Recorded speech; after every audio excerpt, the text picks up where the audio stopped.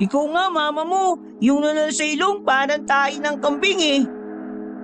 At least, mama ko maganda. Eh mama mo, hindi naman maganda eh. Sobrang puti ng mukha, parang clown. Oo nga, Makmak. Mama mo hindi marunong mag-makeup. Parang nasupsum sa arena. Hoy, Jimmy, huwag kang makisali dito ha. Mama mo maraming utang. Makakabayad na mama ko kasi marami kaming pera. Mama mo, tinataguan yung Bombay palagi. Eh wala naman kayong magandang TV. Kami meron. Ayos lang walang TV no. Di naman kami mahilig manood eh. Eh kayo nga, yung kutsyon nyo, sobrang itim. Ang daming libag. Ew, kadiri. Oo nga, nakita ko kutsyon nyo sobrang itim. Napakadumi. Mas malinis pa nun pet ng aso namin eh. Eh, wala naman kayong TV. May TV nga kayo. Wala ka naman papa. Ha? May papa kaya ako? Wala. May papa ako, nasa abroad. Ikaw may papa ka, wala naman sa abroad. At least kasama ko papa ko. Eh ikaw, hindi mo kasama. May papa pero nasa malayo. May kutsyon pero mabaho. Iiyak na yan. Konting tiis. Iiyak na yan. Di ako iiyak no. Baka kayo iiyak kasi hindi masarap ulam nyo eh. Mas masarap kumain ng ulam na masarap kapag may karap na papa, no? Kawawa naman si Makmak. Masarap ulam pero walang papa na kasama. Johnny, Johnny! Yes, papa. Eating. Walang papa. Isusumbong kayo sa mama ko. Eh di magsumbong ka. May mama ka ba? Uy, merong mama yan. May mama ka pala. Hindi ko kayo mapapatawad. Ipapakulong kayo sa pulis. Pulis ang tito ko, no? Blah, blah, blah, blah. Iyak. Awawa yan eh. Hindi na nakapagsalita pa ang batang si Makmak dahil sa lakas ng pangaasar sa kanya ni Jomart at Jimmy. Umiyak na lamang ito dahil wala na rin itong maisip na pangasar. Halos sumakit ang tiyan ng magkaibigan dahil sa kanilang ginawa. Hindi nila inakala na iiyak sa kanila si Makmak. Nasanay kasi sila na mas malakas pang mamikon si Makmak noon. Pero nung sandaling yon, nakakuha sila ng tamang pang-asar laban sa isa pang bata. Hindi naman talaga likas na bully si Jomart at Jimmy. Sa katunayan, sila ang madalas na nabubuli sa kanilang lugar. Pero dumating na rin talaga sa punto ang dalawang bata na gusto na lang din nilang lumaban. Dahil sa pagiging maitim ni Jomart, madalas siyang maging tampulan ng tukso. Isa na si Makmak sa numero 1 pasimuno para kutsain siya. Pero wala nang pakialam si Jomart. Hindi niya kailanman kinahihiya ang kulay niya. Dahil taas noon niyang pinagmamalaki na siya ay lehitimong Pilipino. Si Jimmy naman, katamtaman lang naman ang kulay. Ang kaso nga lang, payat na talaga noon pa ang bata. Madalas siyang ting-ting kung tawagin. Nakakatanggap ito ng panunokso kahit pa mula sa mga nakatatanda sa kanya. Anila, sa sobrang payat daw ni Jimmy, kayang-kaya na nitong ilaga ng ulan. Ang mga kapintasan ng siyang nagbuklod sa kanilang dalawa. Naging magkaibigan sila dahil madalas na sila lang din ang ginagawang katatawanan. Sabi siya, Jomart eh. Hanggat hindi tayo lalaban, hindi titigil ang mga nangungutya sa atin. Tingnan mo si Makmak. Iyak, di ba? Oo, pero kailangan pa rin natin mag-sorry kay Makmak. Masama pa rin yung sinabi natin sa kanya, no? Hindi dapat mag-sorry din siya. Dahil lagi niya tayong inaasar, no?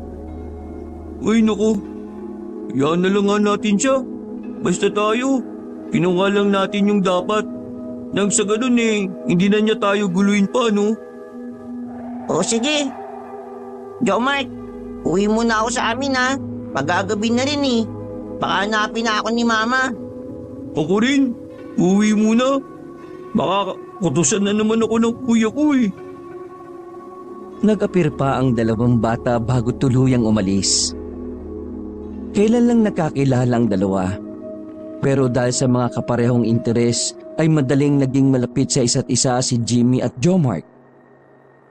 Pag-uwi ni Jomark sa kanilang bahay, inabutan niya ang kanyang kuya Jopel sa kanilang maliit na sala. Nanonood yun ng palabas sa sira-sira nilang TV. May hawak itong yosi sa kabilang kamay habang kumukuha naman ng isang kamay nito ng mani sa platito. Oh, saan ka galing? Sa labas po. Alam kong galing ka sa labas. Ang sinasabi ko, saan sa labas? Sa daan lang po. Pinagtitripan mo ba ako, Jomark, ha? Hindi naman po. Sinasagot ko lang naman yung tanong niyo eh. Halika nga rito. Dali, lumapit ka. Umanter na naman ang takot sa kalooban ng batang si Jomark. Takot na takot talaga siya sa kanyang kuya sa tuwing magtataas ito ng boses. Palagi niyang naaalala ang mga sandaling binugbog siya nito noong nakaraang lasing ito. Marahas na inabot ni Jopel ang tenga ng bata saka piningot ng malakas. Kapag tinatanong kita na maayos, sasagot ka na maayos, ha? Naintindihan mo? Opo, naintindihan ko po. Aray. Ako na nga natitirang pamilya mo, Jomark. Kaya umayos ka, ha? Kapag ako nagsawa sa'yo, pababayaan na lang kita eh. Sige, kuha mo ako ng pagkain sa kusina. Bilisan mo, nagugutom ako! Natatarantang tumakbo ang 9 na taong gulang na bata sa kanilang magulong kusina. Pag-angat niya ng takip ng kaldero, wala namang laman ng mga iyon. Puro buto na lamang ng manok na umaalingasaw na ang naroon. Kinakabahan siyang bumalik sa kanyang kuya. Bagya pang nanginginig ang kanyang kamay. Kuya, wala na kong pagkain sa kusina. Eh di kumuha ka ng pera sa bag ko. Bumili ka sa palengke at magluto ka. Nakahinga ng maayos ang bata. Kumuha siya kaagad ng pera at saka dali-daling lumabas ng bahay. Sa murang edad, marami nang alam na gawaing bahay si Jomark. Mula nang mamatay ang kanilang nanay, siya na ang nagsisilbing tagaluto. Tamad kasi ang kanyang kuya Jopel. Ang alam lang nito ay magtrabaho. Pag-uwi, hihilata at iaasa sa bata ang lahat. Mabuti na lang, madaling natuto si Jomark sa kanyang ina. Bagay na napapakinabangan niya nang sila na lang ni Jopel ang magkasama. Pagdating ng palengke ay agad siyang namili ng isda. Alam na rin niya kung ano ang mga ihahalo doon.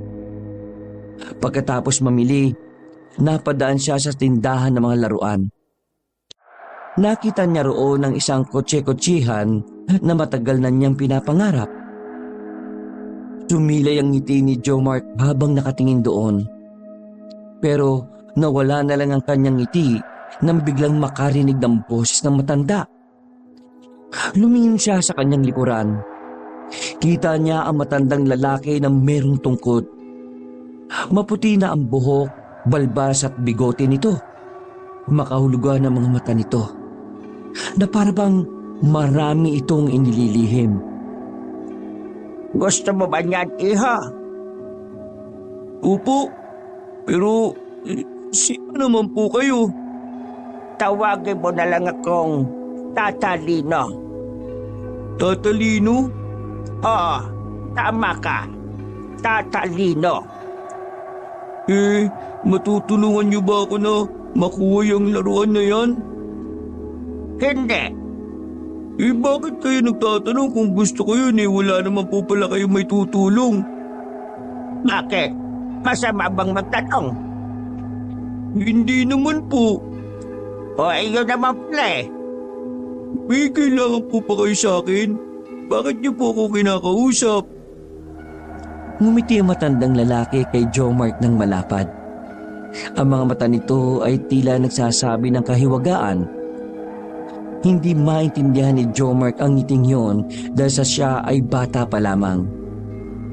Pero ganun pa man, pakiramdam ng bata ay mabuti namang tao ang matanda. Yun nga lang, hindi niya alam kung ano ang pakay nito sa kanya. Iha, pamilyar ka ba sa liwanag at dilim? Opo, kapag hindi po kami nagbayad sa Meralco, dilim po yun. Pero kapag nagbayad na po kami, yun ang liwanag. Ang galing mong magpaliwanag ka. Pero hindi yon ang gusto kong sabihin. Ano po? Ang liwanag at dilim ay sumisimbolo sa kabutihan at kasamaan. Ang dalawang sektor na ito ay kailanman palaging nagbabanggaan. Ngunit isa lang ang dapat na magtagumpay. Yun ay walang iba kundi ang kabutihan. Tapos po, Tumayo ng tuwid ang matandang lalaki at kumamot sa balbas. May naiintindihan ka ba sa sinasabi ko? meron naman po. O sige, total limitado lang naman ang pangunawa ng isang batang katulad mo. Didiretsahin na kita. Gusto mo bang makamit ang mga bagay na gusto mo sa buhay? Mga gusto ko sa buhay? Unang pumasok sa isipan ng bata ay magkaroon ulit ng maayos na pamilya. Kaya naman, hindi na ito nagdalawang isip na sabihin yun sa matanda. Gusto ko pong magkaroon ulit ng maayos na pamilya. Nakaramdam ng kaunting lungkot ang matandang si Tata Lino. Hinaplos niya sandali ang ulo ng batang si Jomar at umupo sa tabi nito. Iho, hindi ako Diyos. Wala akong kakayahan na maibalik ang mga bagay o tao na nawala na sa mundo. Pero kaya kitang bigyan ng bagong pamilya. Hindi ko naman po iniling na bumalik si na mama kasi di ba? Kasama na niya si Jesus. Ang gusto ko lang po, maging maayos na si Kuya Jopel para magkaroon na ulit ako ng masayang pamilya. Tumayong muli ang matanda. Huminga ito ng malalim. Kung yan, kaya kong tuparin yan. Pero may kailangan kang gawin para sa akin. Kailangan gawin? Utusan niyo po ako? Parang gano'n na nga. Ano, kakasa ka ba? Sandaling nag-isip ang batang si Jomar. Nang maisip niya ang kanyang pangarap, hindi na ito nagdalawang isip na pumayag. Sige po, kakasa po ako. Pero ano po bang gagawin ko? Kailangan mong makuha ang espada ng namayapang panday. Namayapang panday? Pero saan ko naman po makukuha ang bagay na yan? Malalaman mo kung sasama ka sa akin. Baka mamaya, masama kang tao eh. Hindi kita pipilitin. O sige na, mauna na ako maglakad. Patawa-tawa pa ang matandang lalaki ng mga sandaling yon. Dahil bata pa at likas na madaling maging curious sa mga bagay-bagay, sinundan ni Jomar si Tata Lino. Nakalimutan na niya na meron na pala siyang daladala at kailangan niya pa ring umuwi para magluto. Pero hindi niya mapigilang hindi sundan ng matanda. Hinakain na si Jomar ng kanyang kuryosidad. Ilang sandali lang, kita niyang pumasok na ang matandang lalaki sa loob ng kagubatan. Madilim na roon, pero wala man lang nararamdamang pag-aalinlangan ng bata. Ang mahalaga na lang kay Jomar ay malaman kung saan pupunta si Tata Lino. Huminto si Jomar sa paglalakad nang makita si Tata Lino na pumasok na rin sa isang bahay. Bukod tanging ang bahay na yon dahil yun lang ang nakatirik sa gitna ng gubat. Wala nang makitang ibang nakatira si Jomar sa lugar na yon. Kinakabahan man, may kung anong pagkasabik naman ang namamayani sa kanyang kalooban. Kaya naman, walang pagdadalawang isip si Jomar na lumapit sa bahay. Nasa bakuran pa lamang siya ay lumabas ulit ang matandang si Tata Lino. Sinasabi ko na nga ba Susunod at susunod ka rin dito. Ano bang mga sasabihin nyo at bakit po kailangan dito pa? Ngumiting muli ang matanda. Wala lang. Gusto ko lang. Mawalang galang na po, Lolo, pero baliw po ba kayo? Aba, loko to ah. Kuminga ng malalim ang matanda at muling hinimas-himas ang kanyang bigote. Sandali itong umiling bago muling nagsalita. Ang espada ng dating Panday ay nasa kamay ng isang mayamang negosyante dito sa ating baryo. Ninakaw niya ito sa Panday para ilagay sa kanyang tinuturing na museo. Kailangan makuha natin yon. Dahil kung hindi, makagamitin nyo ng negosyante sa masamang gawain. Paano ko naman po makukuha yun? Bata lang naman po ako. Bakit hindi po kayo ang kumuha? Mas matanda kayo sa akin. Dahil mas maghihinala sila kung ako. Madali ako mahuhuli. Isa pa, matanda na ako. Mabagal na akong kumilos. Kaya nga kailangan ko ng isang batang katulad mo. May malasakit sa kapwa, mabait, mabuti, masipag, makatao, at mapagmahal na bata. Hindi nyo na po ko kailangan bulahin, Lo. Nandito na po ako para tulungan kayo. Ang kailangan ko lang po malaman, paano ko po magagawa ang pinagagawa nyo? Huwag kang mag-alala, batang paslit. Meron akong ipagkakaloob sa iyo para magawa mo ng matagumpay ang iyong magiging misyon. Ano nga po? May kinuha ang matanda na maliit na baol. Bubuksan na sana niya yon nang makaramdam sila na parang bukod sa kanila, meron pang tao ang naroon. Naririnig nila ang mga kaluskos na nagmumula sa halamanan. Tumayo ng tuwid ang matanda habang hawak-hawak ng mahigpit ang tungkod nito. Kung sino man kayo, lumabas kayo dyan! Kung ayaw niyong matikpan ang galit ng matandang gwapa! Parang hindi naman po. Hoy, makisama ka na lang. Nilapitan ni Tata Lino ang halamanan. Tinutukan nito ng tungkod kung sino man ang naroon. Ilang sandali lang, nagulat na lang si Jomart nang biglang lumabas mula roon ang batang si Makmak. Nagsalubong ang kilay ni Tata Lino at Jomart. Oh, si Makmak po yan. Liga, Makmak, bakit ka nandito? Sinundan mo ba kami? Nakita kita naglakad ng mag-isa kaya sinundan kita. Hoy, ikaw, alam mo ba kung anong lugar ito? Kayo po ang taga rito. Kayo po nakakaalam. Pilosopo po talaga yan, Tata Lino.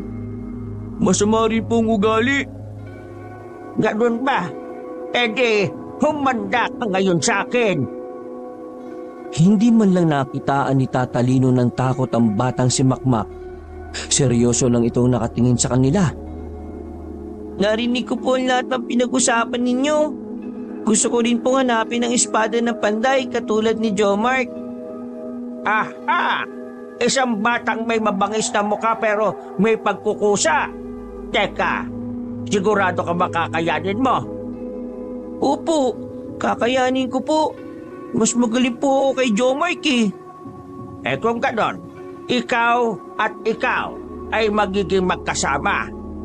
Kapag nagawa ko po ang pinagagawa ninyo, gusto ko pong tuparin din ninyo ang hiling ko. Hiling? Sige, anong hiling mo? Hiling ko po sana, umuwi na si Papa dito sa Pilipinas para maging makakasama na kami ulit.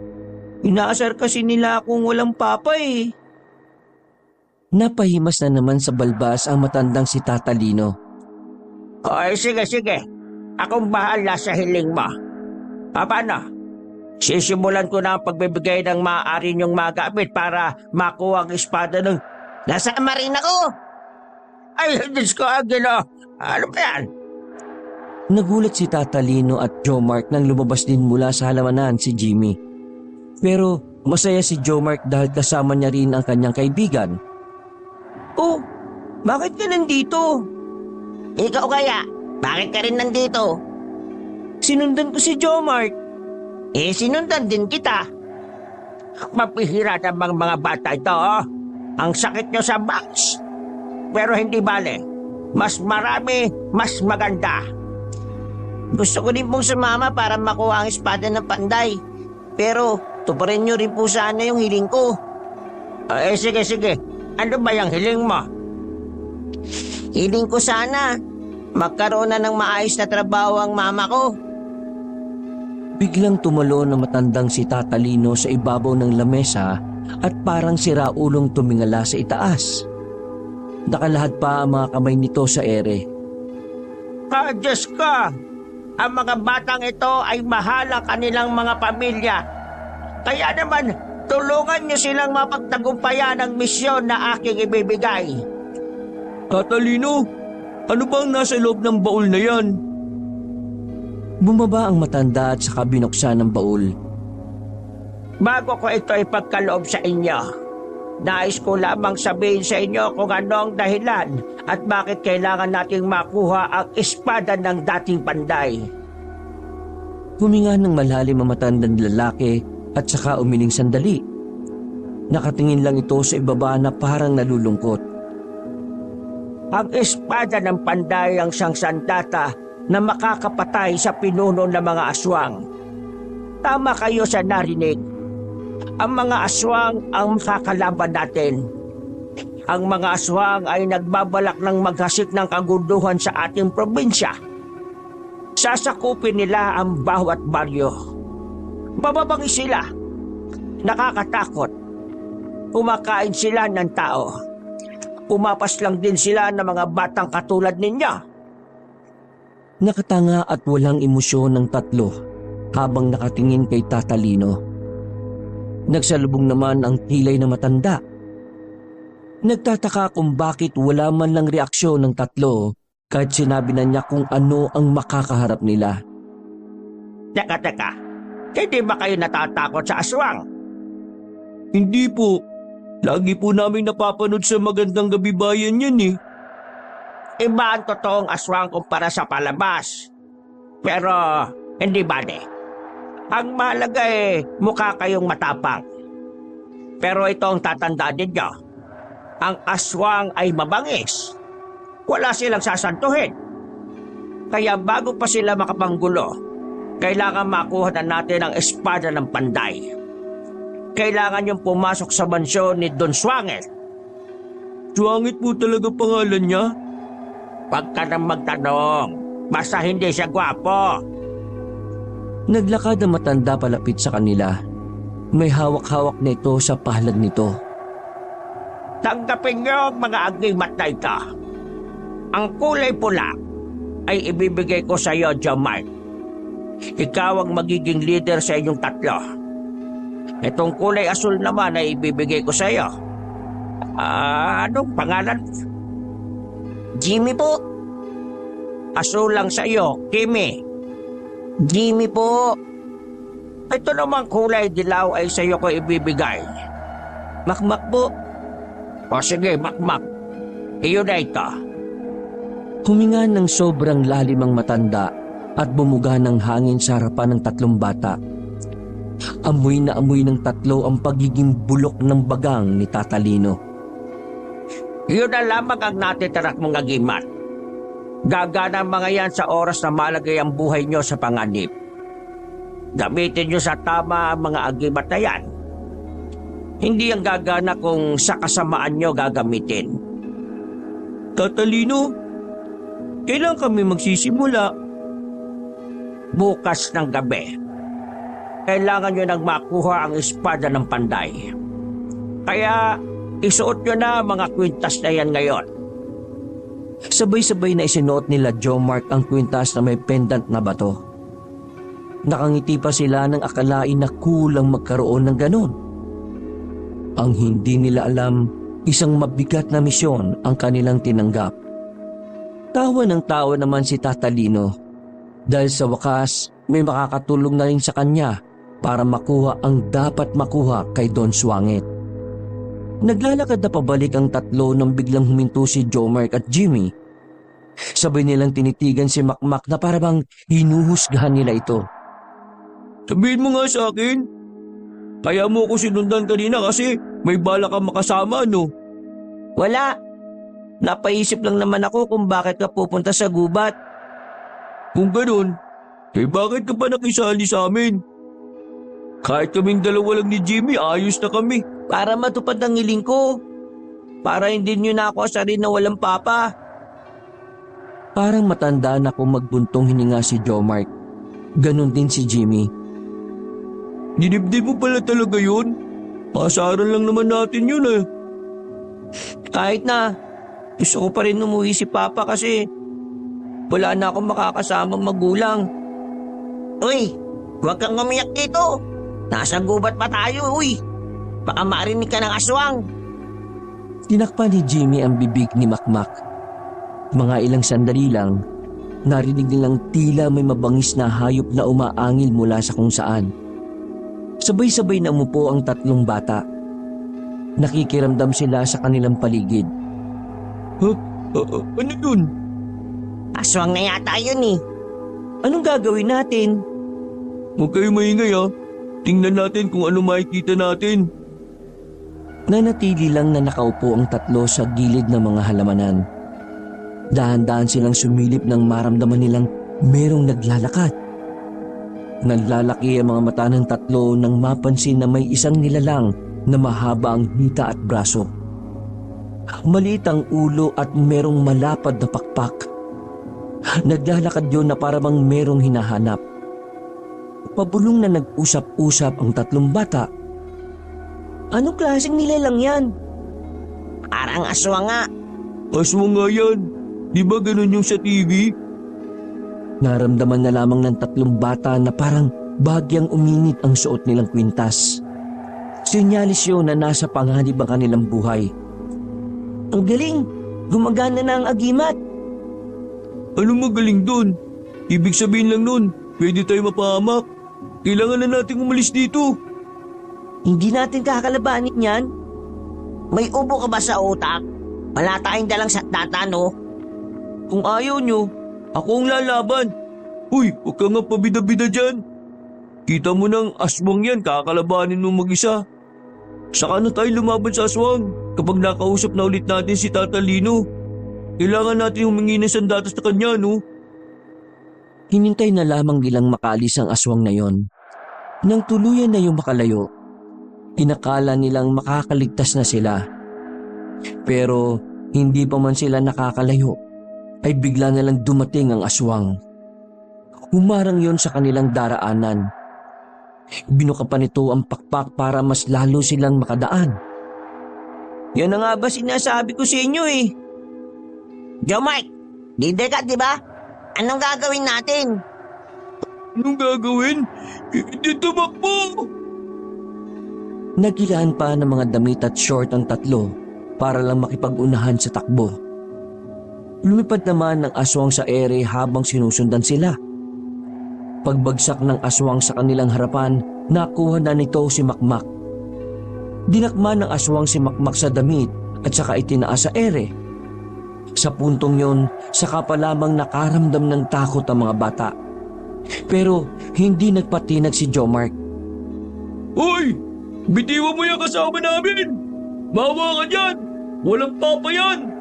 Ako rin, wala akong papa kasi patay na! Kaya ako harapin mo! Tumakbo si Jomark palapit sa aswang. Buong pwersa nitong hinugot ang lakas at tila nilagay niya yon lahat sa kanyang kamao. Sinuntok niya ang aswang sa hita, pero wala man lang naramdaman ang aswang sa ginawa niya. Bakit hindi ka tinablan?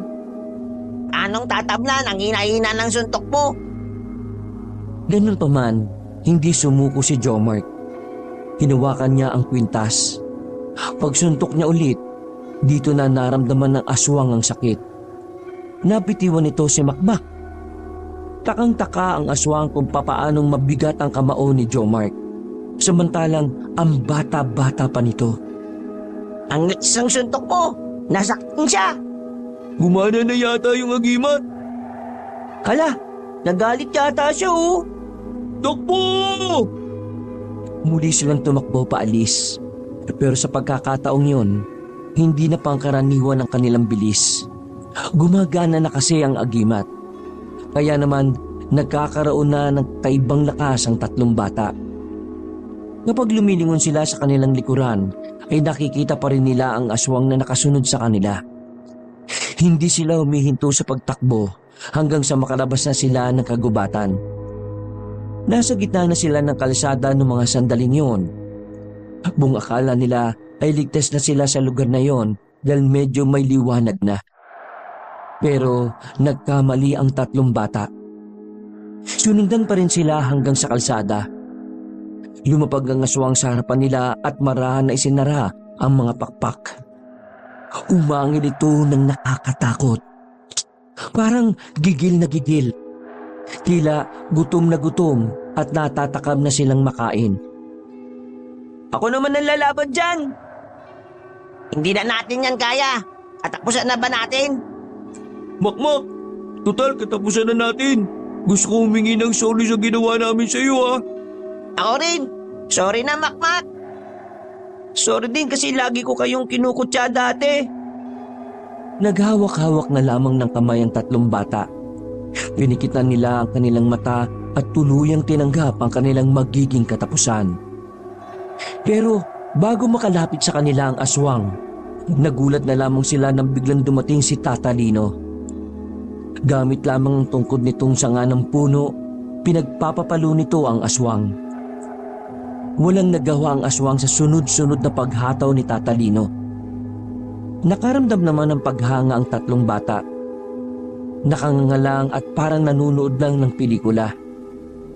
Hindi mo ako matatalo, aswang ka! Pinalo ulit ni Tata Lino ang aswang. At sa pagkakataong yon, ay napilitan na lang yung umalis at lumipad palayo. Kumusta kayo? Nasaktan ba kayo tatlo? Ang galing mo, Tata Lino. Ang galing mo po! Bakit hindi na lang po ikaw ang kumuha ng espada ng panday? Eh di, hindi na niya tutuparin yung hiling natin. Bilisan niyo lang makauwi sa inyo. Delikado sa gubat. Delikado sa kahit saan. Lalo pa ngayon, mukhang nagpaparamdam na ang mga aswang. Sige na, uwi na! Nung mga pagkakataong yon, hindi makapaniwala si Jomar sa lahat ng kanyang nakita. Nasabi niya sa kanyang sarili na gusto niya ring maging katulad ni Tata Lino. Gusto niyang maging mahusay nang sa ganun kakayanin na rin niyang lumaban sa mga aswang. Nang makarating na sila sa kanilang strito, biglang naalala ni Jomar na magluluto pala siya dapat. Hawak-hawak pa rin niya ang pinamili niya, kaso nga lang butas na ang plastic at bawas-bawas na ang karne. Yari ako dito kay Kuya Jopel. Bulong na lamang niya sa kanyang sarili. Papasok pa lamang si Jomar sa kanilang bahay, nakaabang na agad ang kanyang kuya na kulang na lang ay umusok na ang ilong sa sobrang galit. Agad na inabot ng binata ang malambot na tenga ni Jomar at hinila papunta sa kusina. Saan ka ba galing? Inutusan lang kitang bumili ng makakain kanina. Anong oras ka na bumalik? Gutom na ako. Visit ka talaga oh. Pasensya na kuya. May nangyari lang kasi. May nangyari? May mangyayari talaga sa iyo ngayon. Dahil inis na ako sa iyo. Alam mo may pasok ko mamaya. Wala ka pang nilulutong pagkain? Kinuha ni Jopel ang isang patpat sa ilalim ng katre. Walang pagdadalawang isip nitong hinataw yon sa batang si Jomar. Iyak ng iyak ang bata habang lumalatay ang patpat sa balat. Pero wala siyang magawa kundi ang hayaan na lamang ang lalaki sa ginagawa nito. Tama na po. Wala ka talagang magandang dinudulot sa akin. Aray ko po. Ano ha? Kuya nga. Inuna mo pang gumala ha? Natigil na lamang ang pamamalo ng lalaki nang biglang tumunog ang cellphone nito. Agad yung kinuha ni Jopel at sinagot ang tumatawag. Tila gumuguhit sa buong katawan ni Jomark ang hapdi ng bawat latay. Habang nakatingin siya sa kanyang kuya, narinig niyang may kausap ito sa trabaho. Pagkatapos, tumingin sa kanya ng masama si Jopel at agad na nagpalit ng damit. Ayusin mo buhay mo ha. Kung ayaw mong palayasin kita dito, hugasan mo lahat ng hugasan dyan. Visit to. Sige na, alis na ako. Lutuin mo pa rin yan dahil kakain ako pag uwi ko. Tumango-tango na lamang si Jomark sa takot na makatikim ulit siya ng pananakit mula sa kanyang nakatatandang kapatid. Nakahinga na lamang na maluwag ang bata nang makitang lumalabas na si Jopel ng bahay. Kahit masakit pa ang katawan, niluto pa rin ng batang si Jomark ang kanyang pinamili. Pagkatapos ay nagmukmuk na lamang si Jomark. Sa kakaiyak ay hindi na niya namalaya na nakatulog na pala siya. Umaga na nang magising si Jomark. Mabilis siyang bumangon sa pag-aakalang nakauwi na si Jopel. Pero wala pa rin ang binata. Agad siyang kumuha ng pera sa bag ni Jopel para ibili yun ng almusal. Habang naglalakad patungo sa bakery, nakasalubong niya ang kaibigan na si Jimmy. Natataranta ang mukha nitong nagsalita. Uy, Jomark, alam mo na ba yung nangyari? Ha? Nangyari? Ang alin? Yung isang tanod sa barangay, si Mang Roque. O bakit?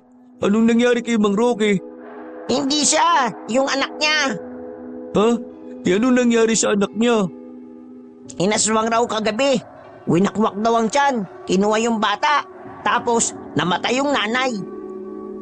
Ibig sabihin lang nito, tama si Tata Lino. Nagpaparamdam na nga mga aswang. Kailangan na talaga natin makuha yung espada ng panday. Nasaan ba si Makmak? Puntahan natin siya. Babalik tayo kay Tata Lino. Hingi tayo sa kanya ng sandata.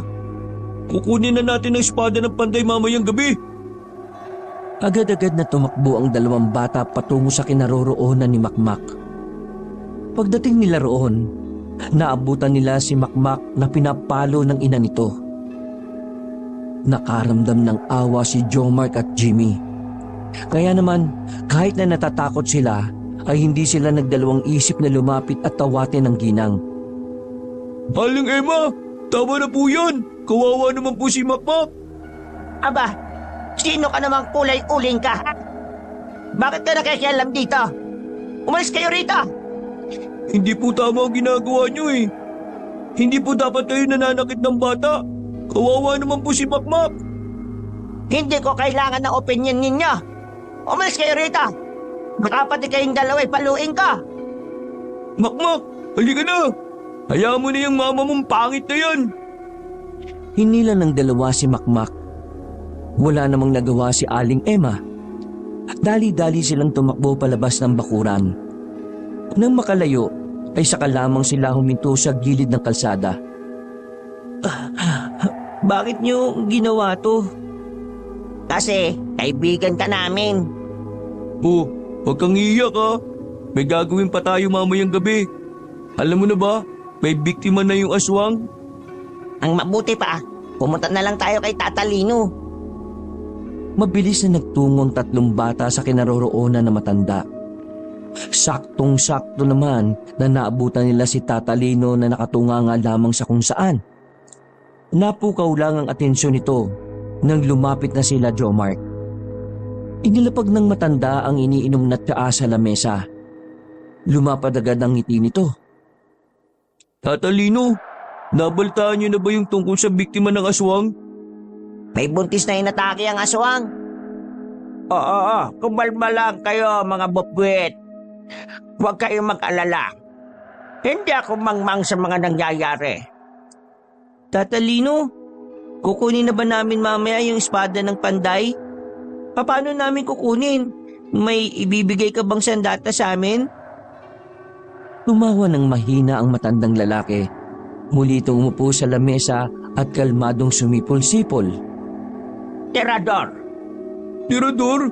Anong gagawin namin sa tirador? yun ang gagamitin nyo mamaya pagpunta sa mansyon ni Don Swangel. Yun na rin ang gagamitin nyo sakaling may makaharap kayong aswang. Kumamot ng ulo ang tatlong bata.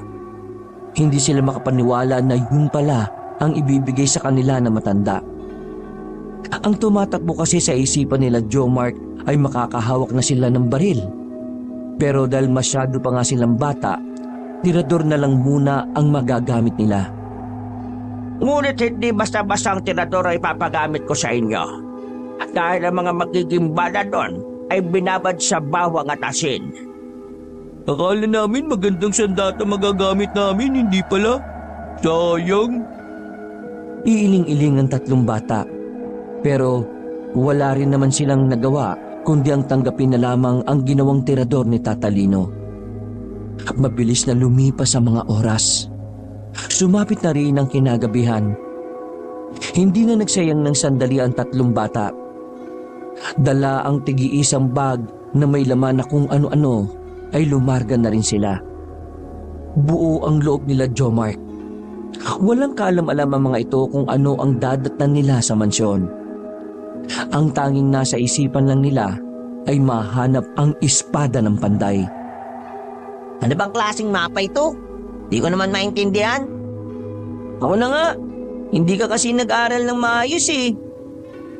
Tiningnan ni Makmak ang sketch ng mapang ibinigay ni Tata Lino. Napangiwi na lang din ito dahil mas magulo pa yon sa kinahig ng manok. O di ba? Hindi mo rin maintindihan? Oh, huwag na kayo magtalo. Alam ko naman kung saan ang mansyon na yun eh. Alam mo? Paano mo nalaman? Ang sabi ni Tata Lino, sa likuran lang yun ng baryo Magmayaw. Makikita naman natin doon na yun lang ang bukod tanging malaking bahay doon eh. Ang galing mo talaga, Jomart. Siyempre, ako pa ba? Pinagpatuloy ng tatlo ang kanilang paglalakad. At pagkatapos lang ng halos kalahating oras, nakita na rin nila ang sinasabing mansyon sa likod ng baryo Magmayaw. Napapanganga pa sila dahil bukod sa malaki, maliwanag din ang bahay na yon. Puno ng ilaw sa bawat paligid. Bagay na naging mahirap para kay Jomart kung papaano sila makakalapit doon nang walang nakakakita sa kanila. Grabe, ang laki ng bahay. Siguro, maliligaw tayo dyan kapag pumasok tayo. Yun din ang problema ko eh. Paano tayo makakapasok kung ganyan kaliwanag? Makikita tayo ng mga bantay. Alam ko na. May naisip ka bang paraan? Gamitin natin yung agimat para maging invisible tayo. Pwede ba yun, Jomart? Eh, bakit hindi natin subukan? Sabay-sabay na hinawakan ng mga bata ang kanilang kwintas. Pumikit pa sila na parang alam kung ano ang kanilang gagawin. Ilang segundo lang ang nakalipas, sabay-sabay din silang dumilat at tiningnan ang isa't isa. Di naman tayo naging invisible eh. Baka kaya natin nakikita ang isa't isa kasi tayo-tayo rin naman ang invisible. Ha? Hindi kita maintindihan. Sinasabi ko lang na kapag invisible ka, makikita mo rin yung invisible na tao. Subukan na lang kaya natin para malaman natin kung totoo ngang naka-invisible tayo. Tara, lapit tayo sa gate. Tingnan natin kung makikita tayo ng mga bantay. Paano kapag nalaman natin na nakikita pala nila tayo? Sabihin natin kunwari na mamalimos lang tayo. Ang galing mo, Makmak. Matalino ka rin pala kahit wala kang... Wag mo na ituloy.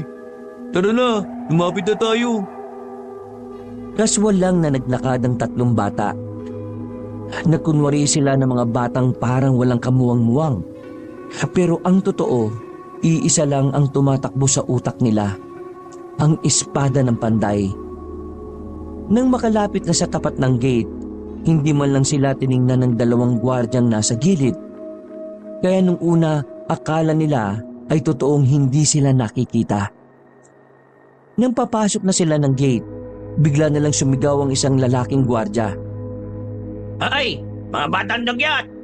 Huwag kayong papasok kung ayaw niyong gawin ko kayong palaman sa siopaw mga lintik kayo! Nagmamadaling umatras ang tatlo.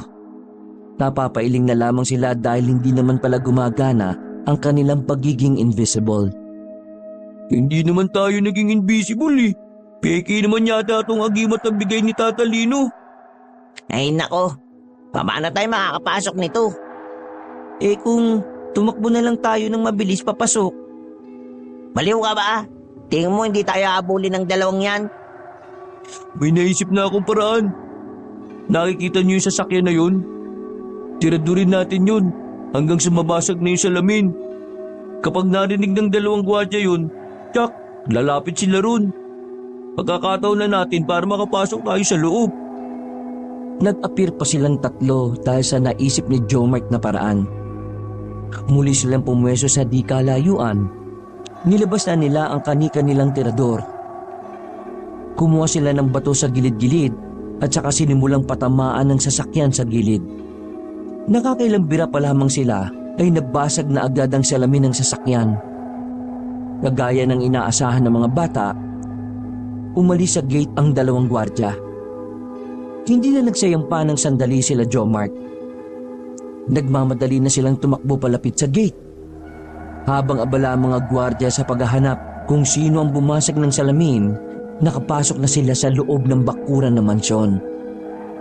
Nagmamadali silang nagtago sa likuran ng isang kotse na nasa garahe. Sinuyod nila ng tingin ang paligid. Wala silang nakikita kung sino man roon. Tahimik at wala rin silang naririnig na nag-uusap sa loob. Nasisiguro ko merong daan sa likuran. Tara, subukan natin dun. Maingat na naglakad sila Jomart. Parang sobrang gaan ng kanilang paa kaya hindi naririnig ang bawat tapak nila. Pagdating nila sa likuran ng mansyon, nakita nga nilang may daan doon. Pero may nagbabantay sa gilid ng pinto. Sinimulan nilang lumapit habang nakangangapang natutulog ang bantay. Doble ingat ang ginawa nila, wag lang nila masagi ang lalaking bantay. Nakapasok na sila sa loob ng mansyon. At napatago sila sa gilid ng malaking banga nang marinig nilang may bumababa ng hagdanan. Ihanda niyo yung sasakyan ko. Bukas na bukas din ay ihahatid ko na ang espada ng panday sa pagbebentahan ko. Ayusin niyo ang trabaho niyo, ha? Ayaw na ayaw ko ng tanga. Kapag ito nabulilyaso, papatayin ko kayong lahat. Naintindihan niyo? Hindi maaring magkamali ng hinala si Jomart. Base sa paglalarawan ni Tata Lino, ang nakikita nilang pababa ng hagdan ay si Don Swangit. Sa lahat ng doon, siya lang yung pangit.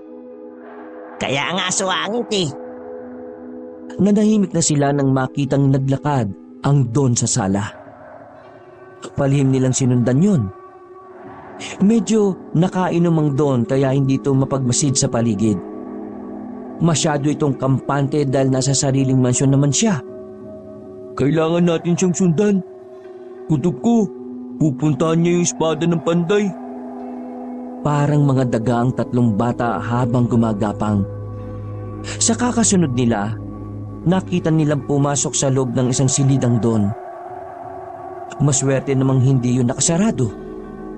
Pagtulak nila ng pinto, nakita agad nila ang isang aparador na bahagyang nakausog. Pagsilip nila, nasipat nila ang pintuan sa likod nito. Nagkakatinginan ng mga bata. Pero nakakaramdam na rin ng kaba ang mga ito. Tandaan yung sarili niyo. Baka nasa loob na niya ng espada ng panday. Pumasok sila sa pintong yun.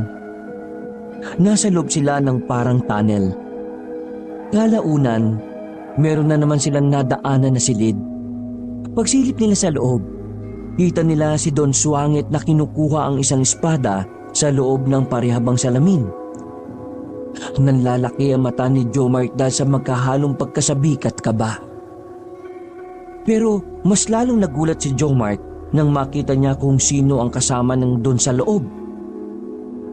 Nobel, ikaw ang pinagkakatiwala ko sa lahat, ha?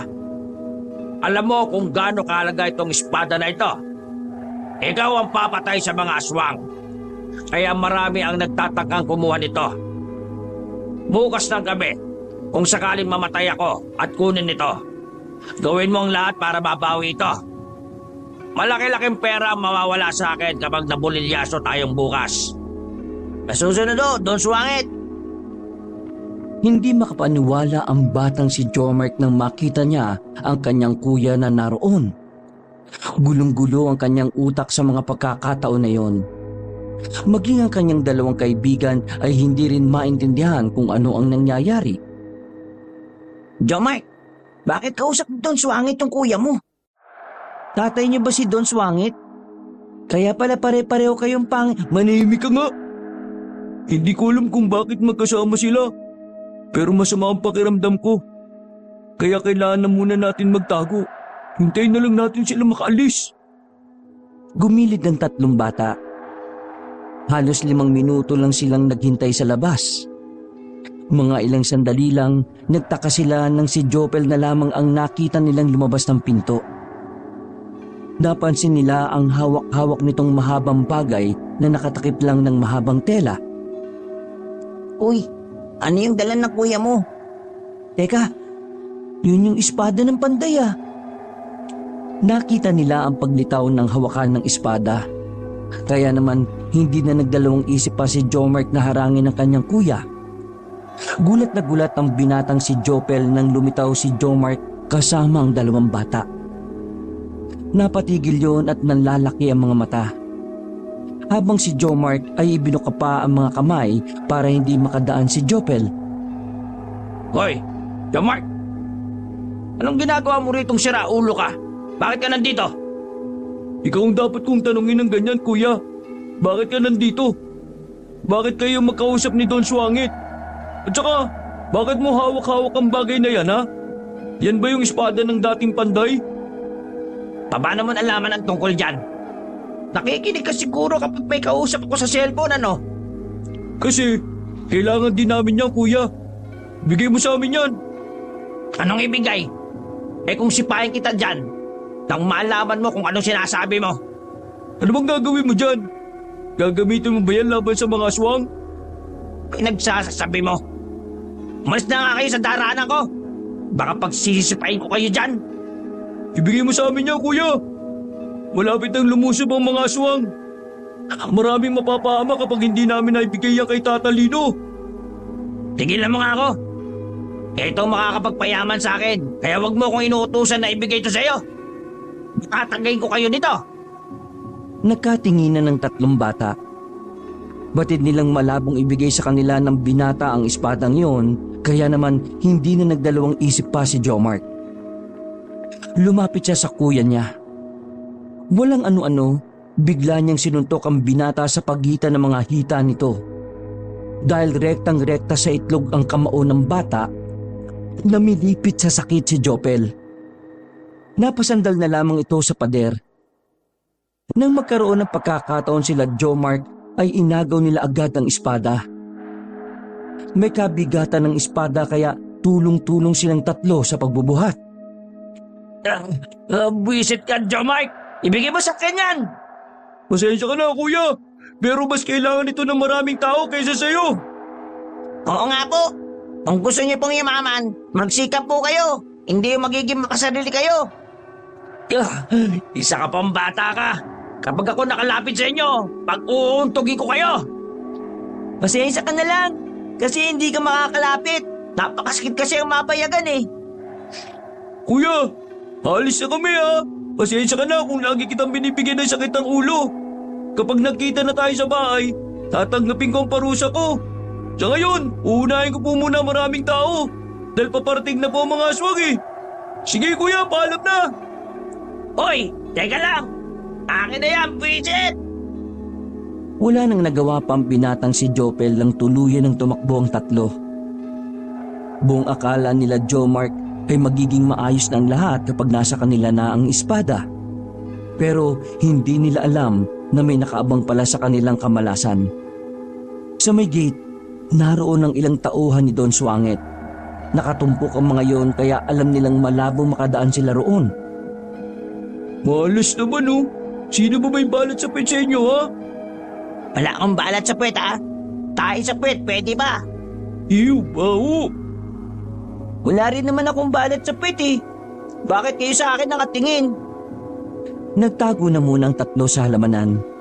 Sandali silang nag-iisip ng paraan kung papaano sila makakaalis ng mansyon nang walang makakakita. Napadako ang tingin ni Jomark sa pader. May kataasan yon kung kaya't alam nilang mahihirapan sila roon. Kailangan natin na mapapatungan. Ayun! Nakita nila ang drum sa may di naman kalayuan. Habang abala ang mga gwardya sa tapat ng gate, nagmamadali na silang lumapit sa drum. Napangiti pang tatlo nang malamang wala yung laman. Hindi naman kabigatan ng drum dahil hindi naman yon metal. Hinaya nilang buhatin ang drum papunta sa pader.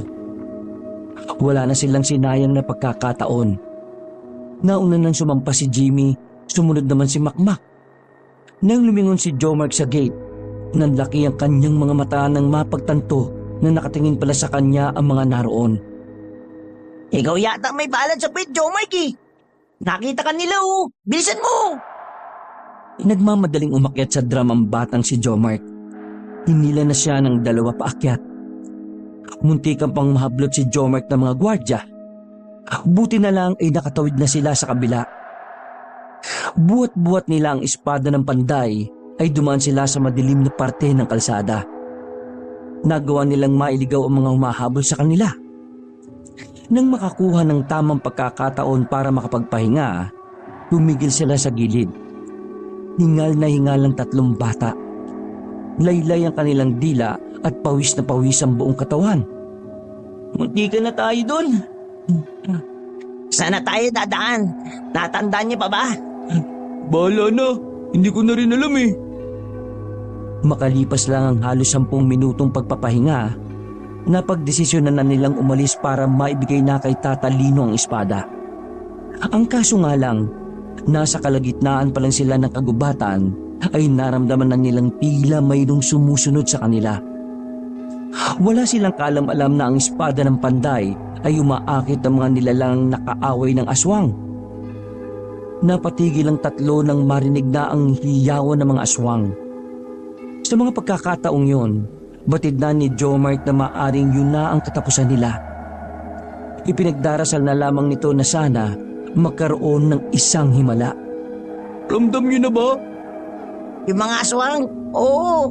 Rinig mo naman, di ba? Hindi. Yung kamatayan natin. Huwag ka na nga magsalita ng ganyan. Baka mamaya magkatotoo eh. Bakit? May alam ba kayong paraan para... Ha? Hindi na nila naituloy ang kanilang sasabihin nang bigla na lamang may lumitaw na isang aswang. Gumagapang-gapang pa ito ng marahan habang nakatingin sa kanila. Hawakan niyo ng maigi ang espada ng panday. Akong bahala. Matapang na kinuha ulit ni Jomark ang kanyang tirador. Binalahan niya yon ng Jole na base kay Tata Lino ay binabad sa bawang at asin. Walang takot nilang tinira ang aswang na gumagapang. Nang tamaan yon ay nakita nilang nangisay-ngisay ang aswang. Agad na nagdiwang si Jimmy at Makmak. Akala nila makakaalis na sila. Ang galing mo! Isa ka talagang idol! Siguro dati kang tumitira. Uy, huwag muna kayong maging masaya. Hindi pa tayo nakakaligtas. Nawala ang ngiti ng 2 nang dumami na ang mga aswang na sumilip sa gilid-gilid ng mga puno. Kahit na anong gawing pagtira nila ng mga Jolen, hindi na sila nakakatama. Mabibilis nang umilag ang mga aswang na yon. Alak ka! Anong gagawin natin? Teka, totoo ba talaga tong agimat na binigay sa atin ni Tata Lino? Bakit parang wala namang kwenta? Hindi naman tayo nagkaka-powers eh. Kahit na anong mangyari, huwag natin bibitiwan ang espada ng panday ha. Kahit nalapain nila tayo? Hindi na sila nakapagsalita nang unti-unti nang lumapit sa kanila ang mga aswang. Pinagpapawisan na sila ng malamig. Sobrang kaba.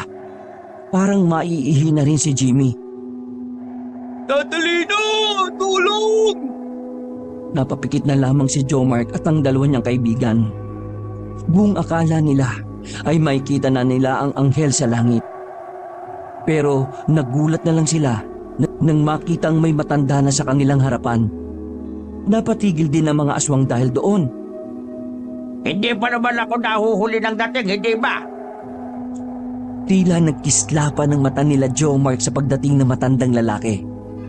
Nabuhayan ng loob ang 3. Umurong ang ihi nila na dapat ay sisirit na ng dahil sa kaba. Napayakap na lamang sila sa hita ni Tata Lino. Good job mga bubwet! Ngayon, gagawin ko naman ang parte ko bilang tagapangalaga ng espadang yan! Sandali lang, Tata Lino. Akala ko ba ibibigay natin yan sa Panday? Oo, ibibigay natin ito sa Panday. At ang Panday ay walang iba kundi ako. Kaya akin na! Huh? Seryoso po kayo? Ay naku naman ang kulit! Akin na yan! Naghihintay na ang mga aswang oh!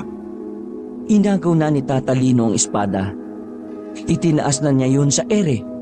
Dahilan para maalarma na ang mga aswang na nasa paligid. Nagbabalik na ang Panday. Tagal-tagal na rin akong walang nahihiwa gamit ang espadang ito. Ngayong gabi, matitikman niyo ulit ang bagsik ng Panday! Parang hindi matanda si Tata Lino nang lumusob yun gamit ang espada.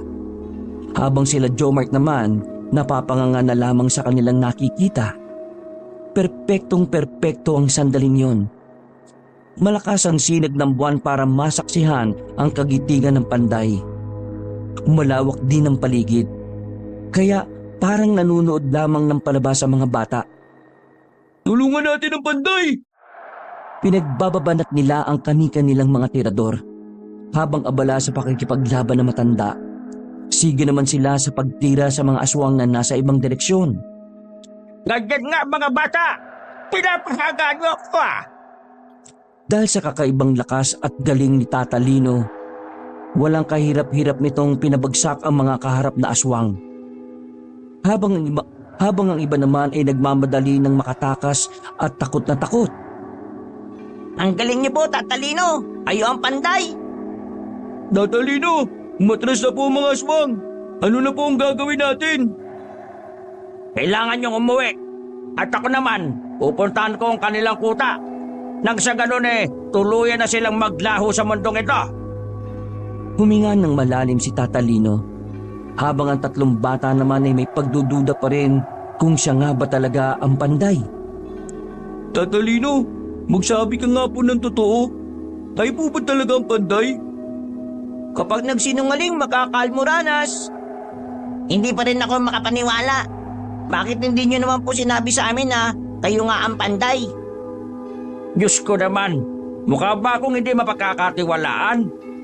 Opo. Umiling-iling ang matanda. Wala na itong magagawa kundi ang sabihin na sa tatlo ang katotohanan tungkol sa kanya. O sige na, ikukwento ko na sa inyo. Umupo si Tata Lino sa isang puno na putol. Inukod nito sandali ang espada sa lupa at saka bumuntong hininga. 8 taon na nakakalipas. Nakalabang ko mga aswang. Gamit ang espadang ito nakaloob ng isang diwata mula sa Biringan. Nagawa ko silang talunin. Ang kaso nga lang, pagkatapos ng laban ay maraming nagka-interes sa espada. Maraming naghangat na maagaw sa akin ang pagiging Panday. Pero sa huli, si Don Swangit lang din ang nakakuha nito sa akin. Ginamit niya ang yaman niya para makuha sa akin ang espada. Wala na rin ako nagawa noon ng pagbantaan niya ako na papaslang siya ng maraming tao. Dahil wala naman na ang aswang, ibinigay ko na lang sa kanya ang espada. Pero ang hindi ko alam, may mga aswang pa palang natitira sa kung saan-saan. Mula noon nawala na sa pangangalaga ko ang nag-iisang sandata ng nag-iisang Panday. Tumango-tango na lang ang tatlong bata. Pero karamihan naman sa sinabi ni Tata Lino ay hindi nila gaanong naintindihan. Basang alam lang ng tatlong bata ay si Tata Lino nga talaga ang dating Panday. Naniniwala na po kami sa inyo. Pero pwede po ba kaming sumama sa inyo sa pagpunta sa mga aswang? Hindi pwede dahil lubang delikado. Pero kami naman ang kumuha ng espada eh. Nagawa niyo na ang misyon ninyo. Oras na para ako naman ang gumawa ng parte ko. Kapag natapos ko na ang problemang ito, magiging ligtas na ang baryo. Matutupad na rin ang inyong mga hiling. Tingin ko, tama si Tata Lino. Wag na tayong sumama. Kung sasama pa tayo magiging pabigat lang tayo sa misyon niya O sige na nga, di na kami sasama sa'yo. Pero magbabantay na lang kami sa baryo. Tama. Protektahan na lang natin ang baryo laban sa mga aswang. Ihahatid ko kayo pa uwi. Huwag kayong susunod sa akin ha. Tumungo lang ang tatlong bata at nagsimula na rin silang maglakad patungo sa kanilang baryo. Nang masiguro na matanda na ligtas na sila Jomart doon, umalis na rin yon dala ang espada nito. Napapailing na lamang si Jomart sa mga sandaling yon.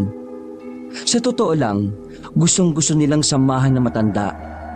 Ang kaso nga lang, ayaw din naman niya na maging pabigat sila sa gagawin nito. Kaya naman, nagdesisyon na lamang sila na umuwi na muna ng kani-kanilang bahay. Mamayang alas 12 ng gabi lalabas tayo. Mag-iikot-ikot tayo. Puprotektahan natin ang ating baryo. Naintindihan niyo ba? Sumaludo pa ang dalawang bata na parabang mga sundalo ito. Pagkatapos, kanya-kanya na rin silang lakad palayo. Bumuntong hininga na lamang ang batang si Jomart. Batid niya na kapag naabutan niya ang kanyang kuya sa kanilang bahay, paniguradong malilintikan siya rito. Ilang hakbang na lang ay nasa tapat na siya ng bahay nila. Lumalakas ang tibok ng puso ni Jomart. Nung oras na yon, inihanda na niya ang kanyang sarili. Nilakasan na lamang niya ang kanyang loob. Kahit pa sa labas pa lang, nararamdaman na niyang naroon na si Jopel. Ang lakas ng loob mong umuwi ng bahay ha. Ikaw ha. Isang malakas na sampal ang natanggap ni Jomart mula sa kanyang kuya. Sumubsob pa siya sa sahig. Napakawalang kwenta mo talagang bata ka. Pera na! Taging bato ba? Dahil sa inyong mga hinayupa kayo. Sabihin mo nga sa akin, nasaan ang espada ng Panday? Ituro mo sa akin dahil hinihintay na ako ng buyer ko sa bayan. Taksa na! Wala na sa amin, kuya. Nakitatalino na ang espada ng Panday. Ha? Wala na sa inyo? Sinong talino sinasabi mo? Si Tatalino po. Siya ang nagmamay-ari ng espada. Siya po ang Panday. Ay nako, wala akong pakialam kung para saan ang espada na yan at kung sino ang tatalino na yan. Bawin mo ang espada! Ibigay mo sa akin! Nang makapunta na ako sa bayan. Yun ang makakapagpayaman sa akin! Kuya, maniwala ka. Wala na talaga sa amin ang espada. Kinuha na siya ng tunay na nagmamay-ari. Kuya naman, hayaan niyo na po sa Panday ang espada. Gagamitin niya yung para protektahan ng mga tao at para paslangin na ang mga aswang. Manahimik ka! Wala akong pakialam sa mga tao, no? Ang gusto ko, yumaman. Pero dahil sa'yo, mukhang hindi na matutuloy yun.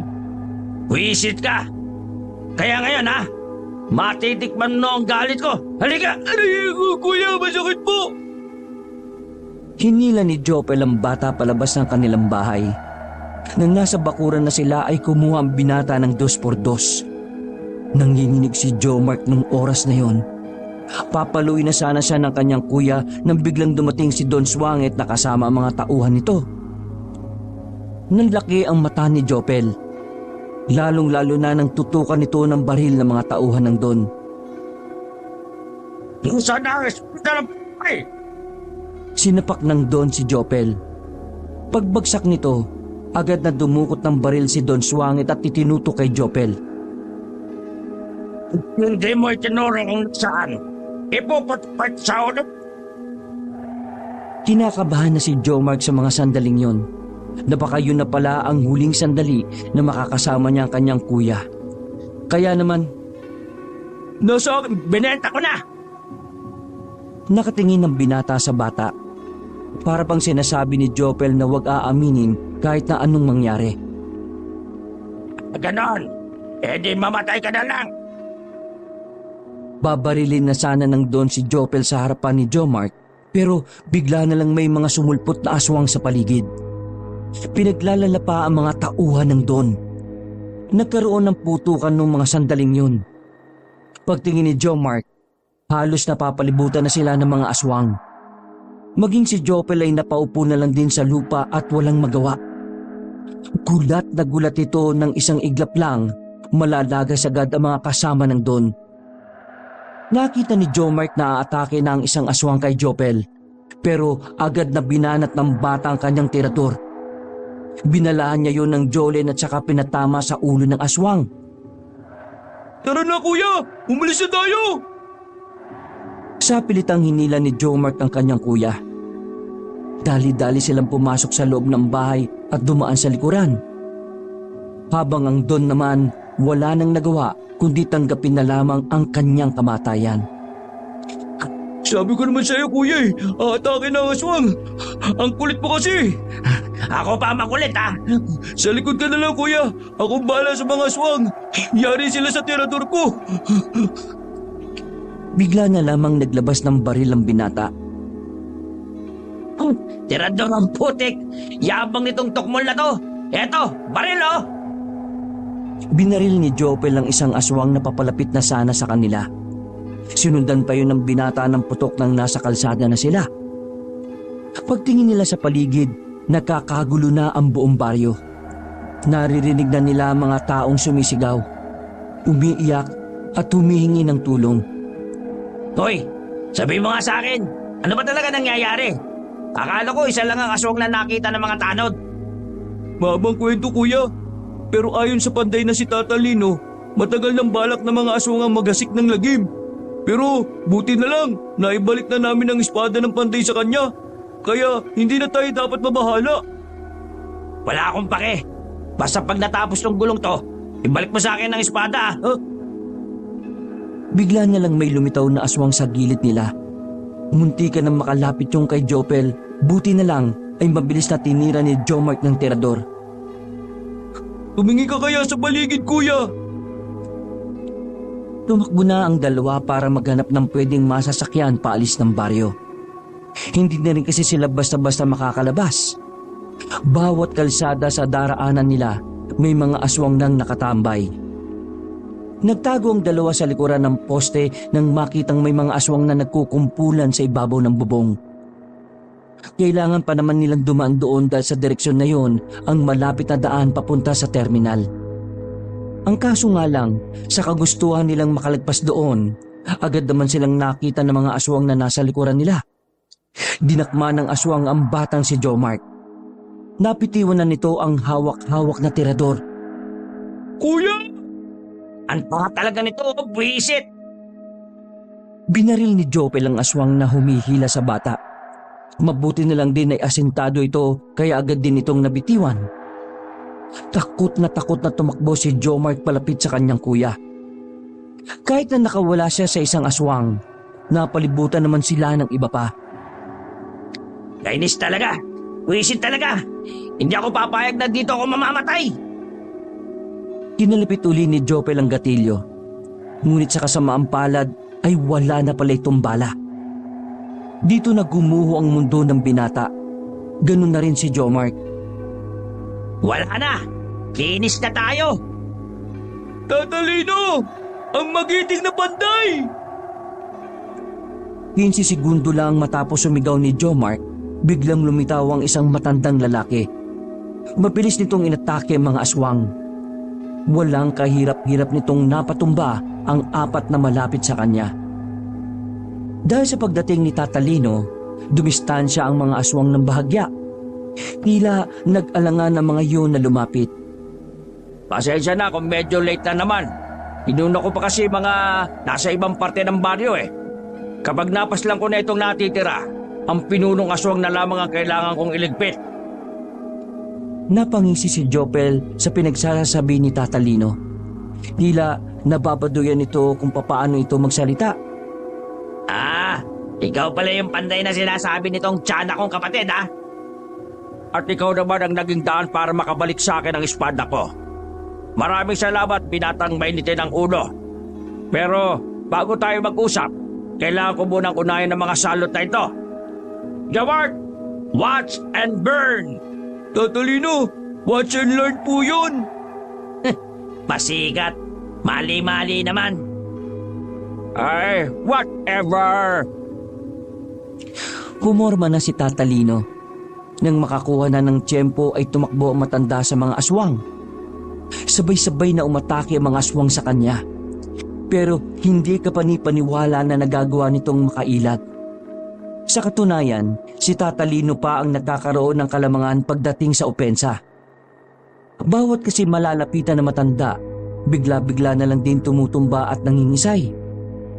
Wala pang 1 minuto, nasa lapag na ang mga aswang. Ni hindi man lang pinagpawisan si Tatalino. Aminado naman si Jopel sa sarili na pambihira nga talaga si Tatalino.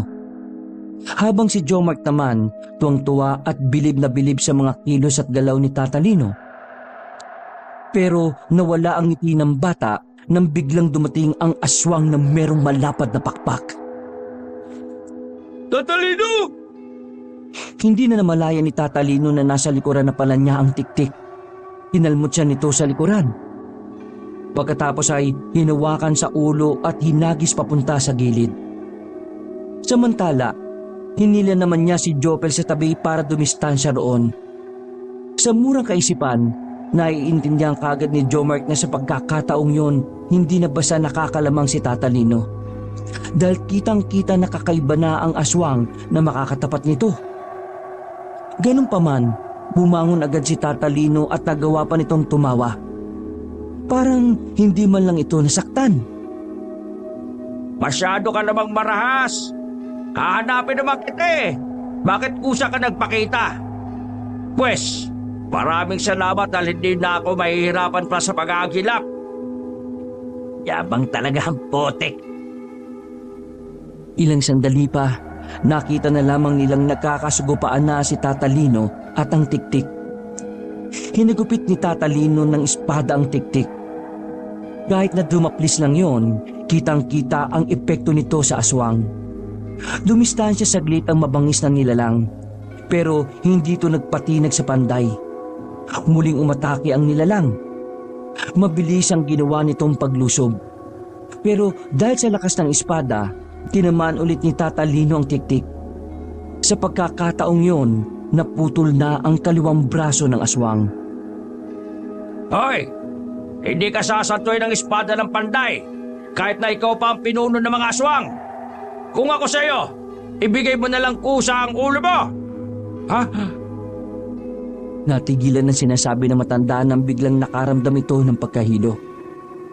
Napagtanto na lamang ni Tatalino na ginagamitan na pala siya ng itim na salamangka ng tiktik. Dahil doon, naging seryoso na siya sa laban na yon. Doon niya naintindihan na hindi niya dapat minamaliit ang pinuno ng mga aswang. Walang sinayang na pagkakataon ng aswang. Mabilis nitong inatake ang matanda. Pinagkakakalmot nito si Tatalino sa katawan. Talsikan na ang mga dugo nito. Sa isang iglap lang, si Tatalino naman ang nalagay sa alanganin. Tatalino! Nasa aktong tatapusin na sana ng tiktik ang panday, pero biglang dumating si Jimmy at Makmak. Tinira ng 2 bata ang aswang gamit ang tirador, pero wala namang yung epekto. Napalingon lang sa kanila ang aswang na yon. Hala, galit siya. Tayo nga anuin niya! Jimmy! Pakpak! Takbo na! Nang makita ni Tatalino na ang 2 bata ang aatakihin ng tiktik, walang pag-aalinlangan tumakbo si Tatalino para iharang ang kanyang katawan. Tumarak ang mahahabang kuko ng aswang sa dibdib ni Tatalino. Hindi pwedeng ako lang ang mawala ngayong gabi. Isasama kita. Buong puwersang itinarak din ni Tatalino ang espada ng panday. Tumagos pa yon sa likuran ng aswang. Wala pang 20 segundo nang isay-isay na ang tiktik at tuluyan na ring nalagutan ng hininga. Tatalino! Nilapitan agad ng mga bata ang matandang naghihingalo. Iyak ng iyak ang 3 dahil nakikita nilang duguan ng matanda. Talino, sorry po. Dahil sa amin, kaya kayo nasaktan. Tatalino, huwag po kayo mamamatay, please! Nakikiusap po ko, Tatalino. Lumaban po kayo. Parang awa niyo na po. Di po kayo dapat mamatay kasi mabuti po kayong tao.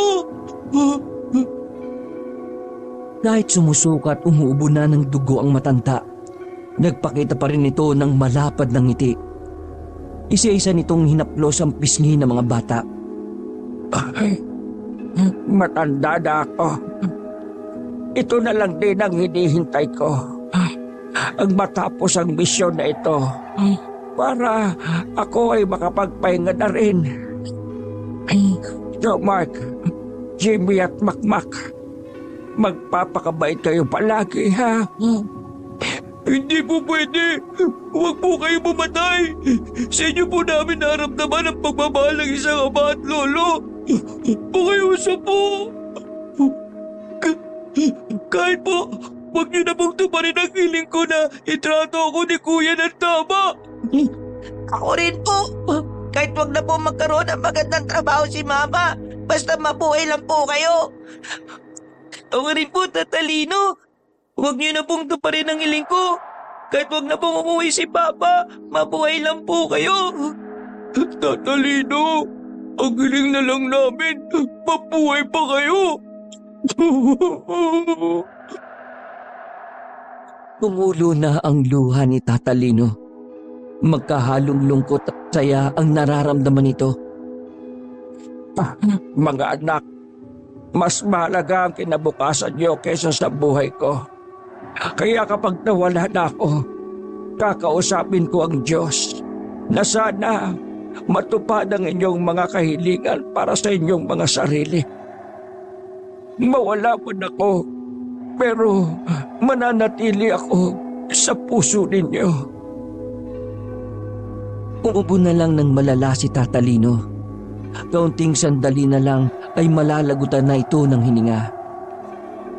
Tumingin ito kay Jopel. Agad naman lumapit si Jopel para pakinggan ang ibubulong nito. Napatango na lamang si Jopel kahit na hindi naman magkakilala ang mga ito. Tatalino!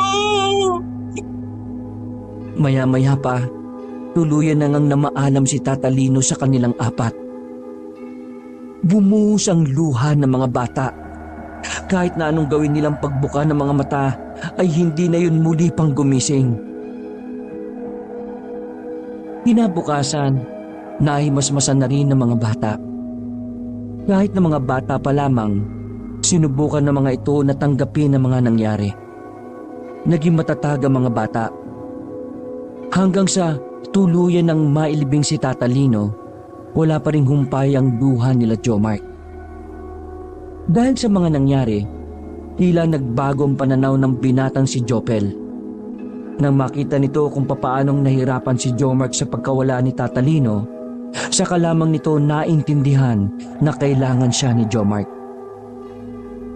Sa mga sumunod na araw, linggo at umabot pa ng ilang buwan, parang nagkaroon nga ng isang himala sa buhay ng tatlong bata. Nakauwi ang ama ni Makmak. Nagkaroon naman ng maganda at maayos na trabaho ang ina ni Jimmy. At ang pinakamagandang nangyari, natutunan na ni Jopel na mahalin ang batang si Jomark. Walang kamalay-malay ang mga bata na totoong natupad ang kanilang mga hiling. Hindi rin nila alam na ang espada ng panday ay hinabilin pala ni Tatalino kay Jopel. Wakas.